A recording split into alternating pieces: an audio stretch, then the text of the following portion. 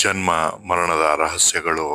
ಶಾಂತವಾಗಿರಿ, ಕಣ್ಣುಗಳನ್ನು ಕ್ಷಣವೊಮ್ಮೆ ಮುಚ್ಚಿ ನಿಮ್ಮೊಳಗಿನ ನಿಜವಾದ ಸ್ವರವನ್ನು ಕೇಳಲು. ಜನ್ಮ ಅದು ನೀನು ಈ ಜಗತ್ತಿಗೆ ಬಂದ ಕ್ಷಣ ಅಲ್ಲ, ಅದು ನಿನ್ನ ಪ್ರಯಾಣದ ಮತ್ತೊಂದು ನಿಲ್ದಾಣ ಮಾತ್ರ.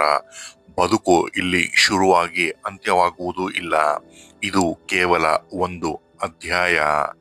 ಮರಣ ಎಂಬುದು ಅದು ಭಯದ ದ್ವಾರವಲ್ಲ, ಅದು ಮತ್ತೊಂದು ಬಾಗಿಲು.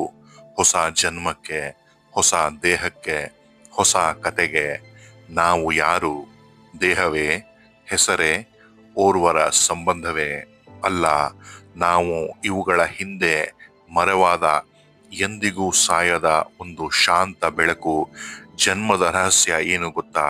ನೀನು ಬರುತ್ತೀಯ, ನಿನ್ನ ತಂದೆ ತಾಯಿ ಕೇವಲ ದ್ವಾರ. ನಿನ್ನ ಆತ್ಮವು ತನ್ನದೇ ಆದ ಸಮಯದಲ್ಲಿ ತನ್ನದೇ ಕಾರಣಕ್ಕೆ ಭೂಮಿಗೆ ಇಳಿಯುತ್ತದೆ. ಮರಣದ ರಹಸ್ಯ ಏನು ಗೊತ್ತಾ? ದೇಹ ಹೋಗುತ್ತದೆ, ಆದರೆ ನಿನ್ನ ಆತ್ಮ, ಅದು ಕೇವಲ ಬಟ್ಟೆಯನ್ನು ಬದಲಾಯಿಸುತ್ತದೆ. ಹೂವು ಒಣಗಿದರೂ ಸುಗಂಧ ಸಾಯೋದಿಲ್ಲ, ಹಾಗೆ ದೇಹ ಮುಗಿದರೂ ಆತ್ಮ ಮುಗಿಯೋದಿಲ್ಲ.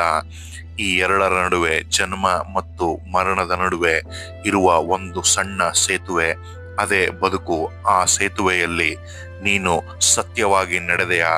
ನಿನ್ನನ್ನು ನೀನು ಅರಿತೆಯಾ? ಪ್ರತಿಯೊಂದು ಕ್ಷಣವನ್ನು ತುಂಬಿ ಬದುಕಿದೆಯಾ?